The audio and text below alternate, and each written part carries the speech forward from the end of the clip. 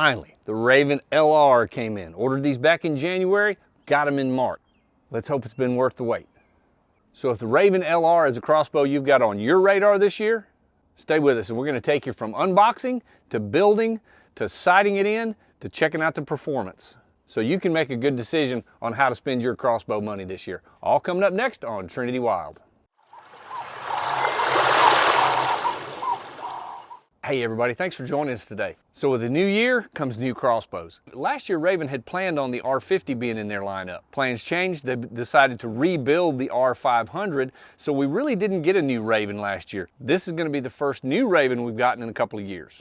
And I got to tell you, I've had a ton of people already in my shop asking me about it, so I'm glad we finally got them in. And like we do on every video, we're going to go ahead and unbox it, then we're going to show you how to build it. Now, if you go to a shop and buy yours already built, you can just skip that part. And this is more for the person out somewhere that doesn't have a shop that's going to order this online, which is really easy to do. I'll put a link in the description if you'd like to order one or any other Ravin accessories. But if you've never shot a Ravin or messed with a Ravin before, when you open that box, it can be a little daunting. So that's why I want to do it this way. So after we get it built, we'll go through the operation. Again, if you've owned a Ravin before, this is going to work exactly the same. Just skip that part. Then we'll go ahead and get it sighted in. And this is not the normal Ravin scope. This is the sniper version. This is a single dot crosshair scope that you're gonna dial the distance you wanna shoot into the scope. So it operates a little different. We'll take some time to go through that. Then we'll see how it performs. So let's get started.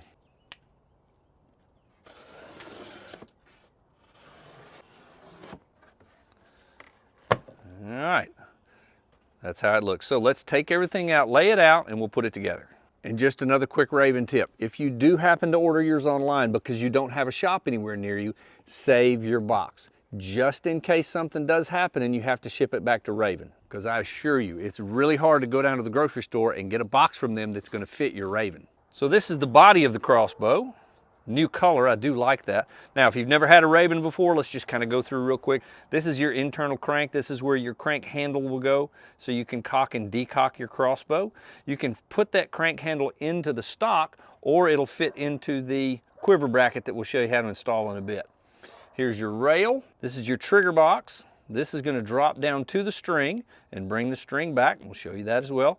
Your safety, your information card, and then they'll have somebody who's already shot it. Old ER there, he's our inspector for this one at 450 feet per second. Trigger, grip. So again, this is for people that haven't owned a Ravin before. Cams, cables, string, limbs, string dampeners. And another very important part is the rest. This is the upgraded rest that they have on here, which is good. This is ball bearings instead of that other standard rest that they used to have. This is called your riser. So that's pretty much the body. All right, let's go through the accessories. All right, so the LR will come with the 001 bolts. What that means, it's almost like a match grade bullet if you want to compare it to that. Each bolt is more exact. Also comes with the feel point, so you don't have to worry about that. Now, I will tell you this. These feel points, when you start shooting this at long range, you're going to find these feel points are going to come unscrewed. So you can do one of two things. You can either use some Teflon tape, or Easton makes a really, really good match grade feel point. Now they're a little expensive, but they work really well. I'll put a link in the description down below so you can get some of those. Here's your quiver bracket and your quiver crank handle. And this is going to be your scope. And again, this is the sniper version of the scope, so it actually does have some magnification, whereas the other one does not. This is what's all going to come in your scope box here. Your sniper scope, this is your mount that your scope is going to go on. Now this is going to mount onto the rail, and then your tools, your level. This is very important when you start looking at shooting past, 30, 40, 50 yards. If your crossbow is not level, you're going to have problems at distance. All your tapes, I'm going to show you how to use that. Lens cleaner. Of course, your manual, and make sure you look in your manual. Even though you're watching this video, look in the manual. It'll give you the specs too. If you're going to mount the scope, the manual will give you your specs as far as torque and things like that on how to mount that. I'm not going to go through any of that. And your scope instructions and a sticker. Always got to have a sticker. Very, very important. All right, let's put it together. The first thing I'm going to do is just take the tags off. All right, and be real careful on this one. The reason I take it off now is I don't want to forget to take it off, because if you go to cock this thing and that gets up in your trigger box, now you're in trouble. All right, so quiver bracket first. We're going to flip it over, and we're going to look for that little hole on the Picatinny rail. That's where your quiver bracket's going to go. And if you notice, See how it kind of flares outward? That's the way you want to put your bracket. I don't want it this way. You see what that's going to do is cause my bolts to come in. That's not what I want. I want my quiver bracket set to flare outward. And you can even adjust that to make it flare a little more or a little less. All right, so that just screws in. All you need is a screwdriver for that. I'm just going to finger tighten it for right now.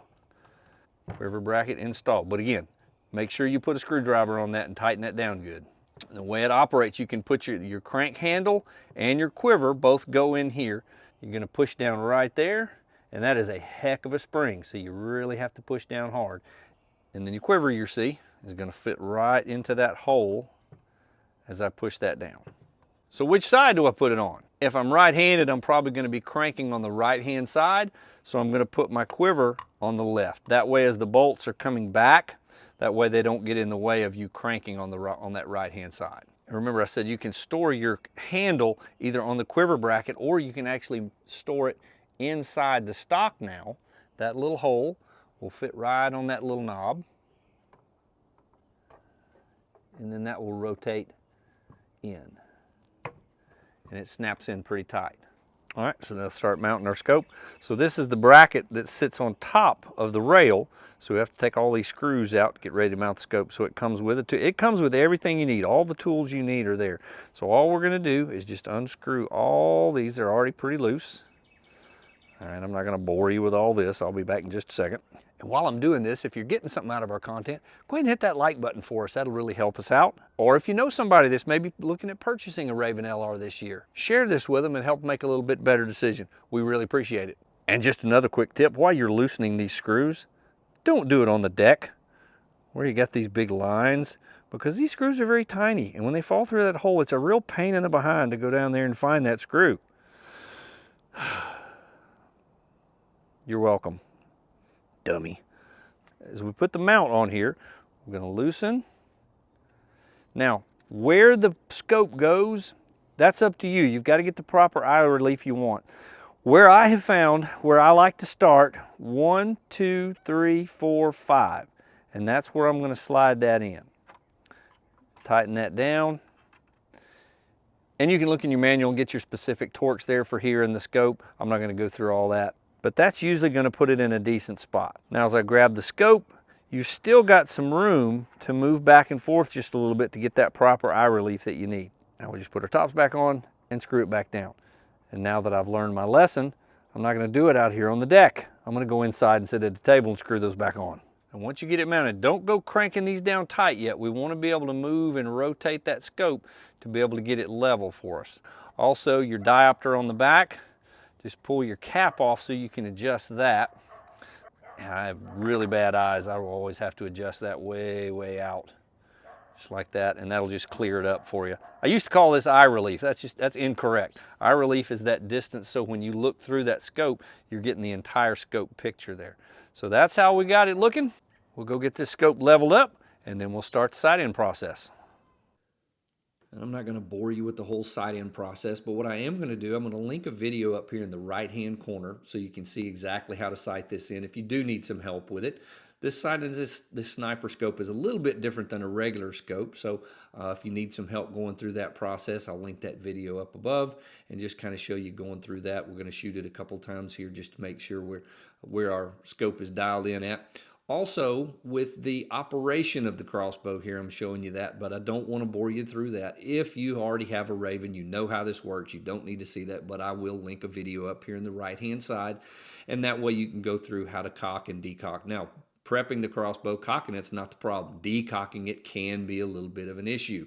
So if you're not familiar with the Ravin, go back. We're just going to take a few shots here and see the progression of sighting it in. And I believe we got her if she don't jump right there. Now we're going to go through the chronograph process, check our speed. We're going to average out at 443, as you can see there. We're going to pick the 442 tape because over time this thing will slow down just a tiny bit, so always go with the lower number. We're going to put our tape on, and there we are. We are ready to go, and let's see what this thing will do. So now that we're sighted in, I'm going to go ahead and shoot it 50, 75, and 100. Due to where I'm at and the time constraints, I really don't have time to do the let's see how it groups at 100 yards, but in a future video, I've got 4 different high-end crossbows that we're gonna go groupings at 100 yards, so stay tuned for that. This is just not the best place to do that. I've really got to make some adjustments to get to 100 yards here. So let's start at 50, go to 75, then 100, see what it looks like.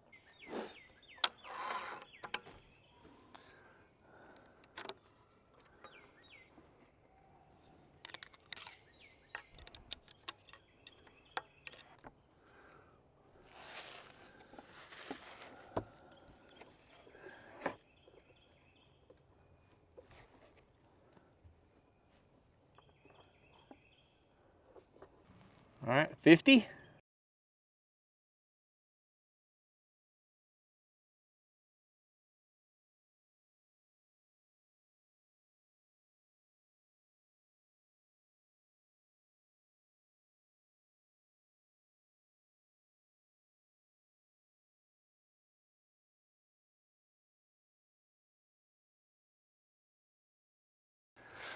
Well, boys and girls, I don't know that you're going to get much better than that.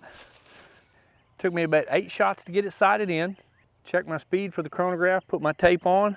And I did shoot a couple at 50 just to make sure my speed was pretty close, and that's actually better than the first 2 50s I shot. I mean, you can see every one of those, 50, 75, 100. I mean, I don't know what else to say. It's a Ravin. Now, their claim with this LR is it'll shoot 3-inch groups at 150 yards. Now, you can see here, I don't think 3-inch groups at 100 yards is going to be an issue. It's not with any Ravin, but again, we're sitting on a bench. Everything's perfect. There's no wind. Everything's great. Certainly, that's not how you're going to hunt. However, I don't know that you can ask a whole lot more out of a crossbow.